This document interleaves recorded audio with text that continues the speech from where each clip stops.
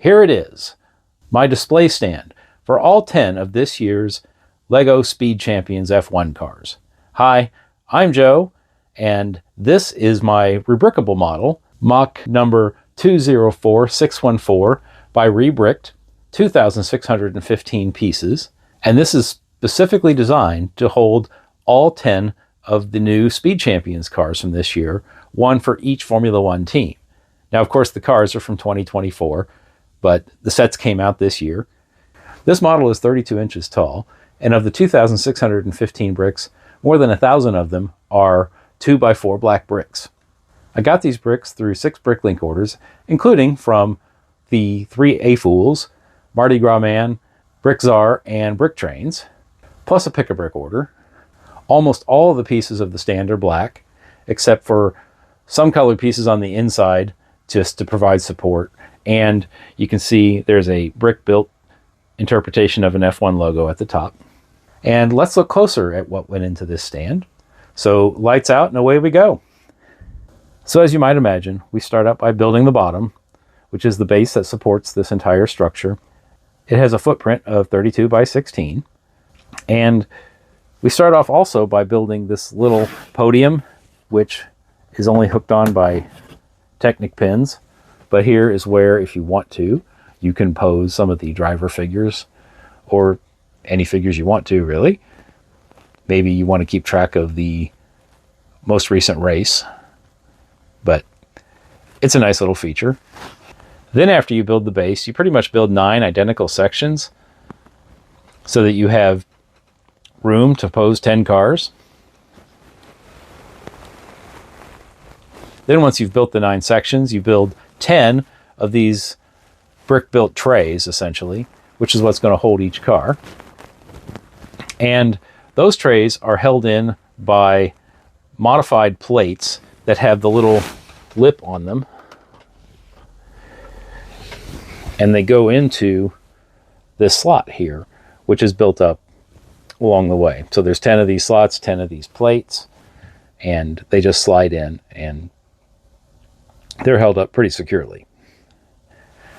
As for the plates themselves, there is just a couple of hinged pieces in here that attach 8 studs wide underneath the Speed Champions car to hold it in whatever angle you want. I mean, I suppose you could put the car on flat if you wanted, but I think that because each plate is only 9 studs wide, there would not be sufficient room to safely hold the car. Having them slanted like this allows them to be displayed a little nicer, so you can see the car both from the side and the top. And I had noticed that while building the plates that they do tend to bow a little bit. They are a little bit curved, which kind of happens when you get into large plates held together, but they still manage to slide back into the slot of the main display stand without really any problem. They just, you can slide them in sideways, but they actually just pop in straightforward.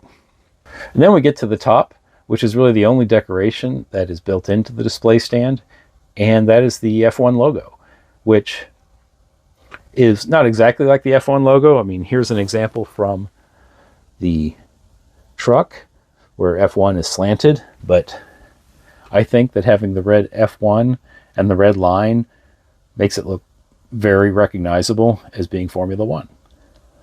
One last thing to show is it's also all tiled off the top, so it looks very clean. And because it's made with just plain bricks, not a whole lot of stud on the side construction, it's also very clean on the back. Although hopefully nobody will be looking at the back of this stand.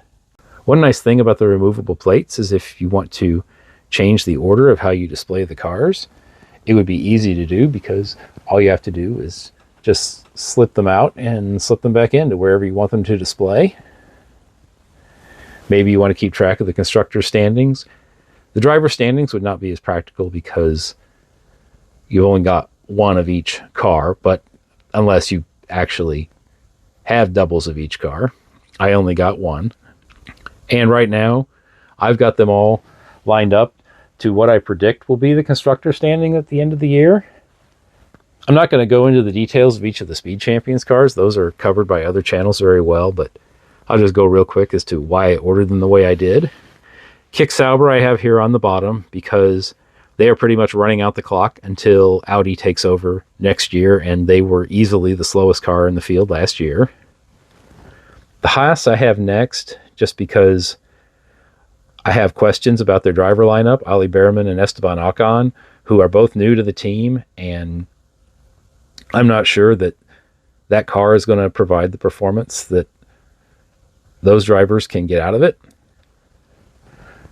Next, I have what last year was RB or V-Carb, and this year is Racing Bulls, and before that was AlphaTauri, and before that was Toro Rosso. But I have them in 8th. I think Yuki Tsunoda will continue to do a solid job. I don't think anybody's convinced that Isaac Hadjar is going to be the next great Red Bull driver. In 7th, I have Alpine, which brings back Pierre Gasly, very good driver, and Jack Doohan, a driver we're not real sure how he's going to perform.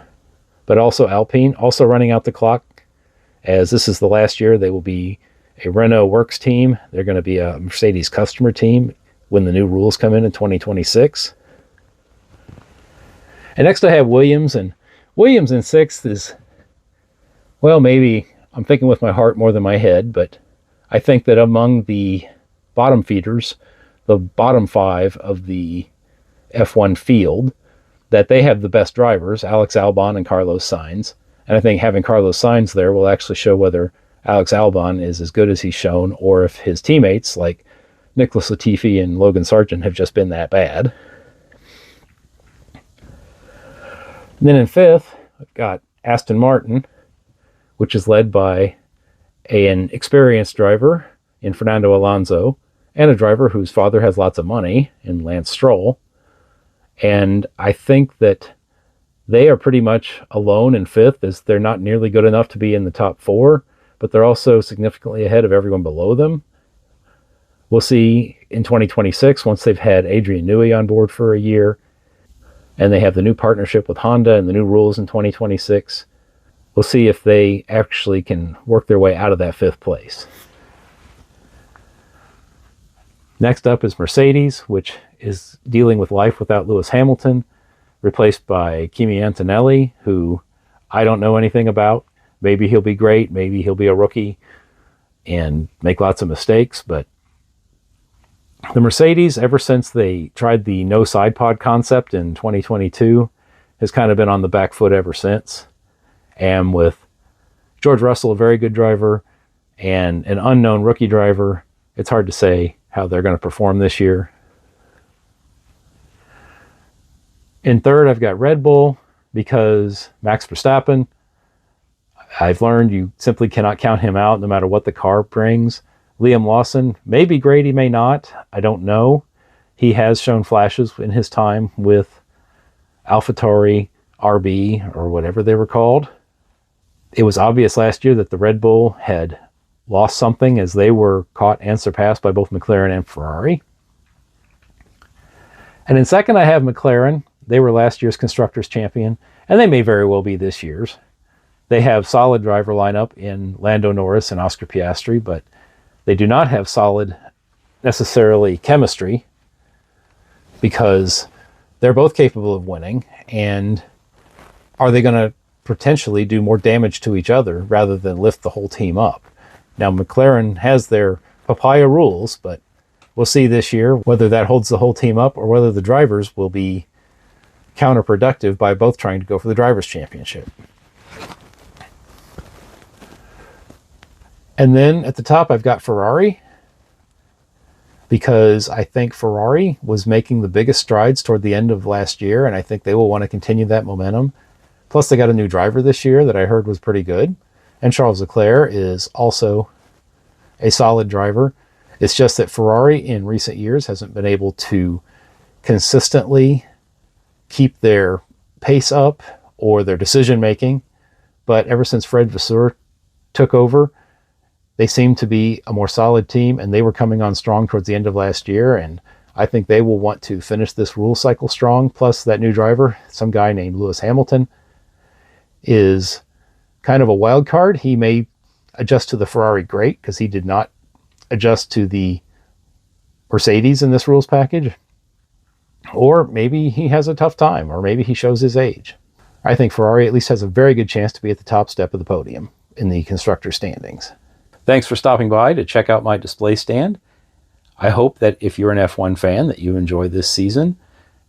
I'm looking forward to enjoying some more of the Formula One sets, possibly later this year, or seeing what LEGO comes out with in future years. But until then, remember, today is a good day to build.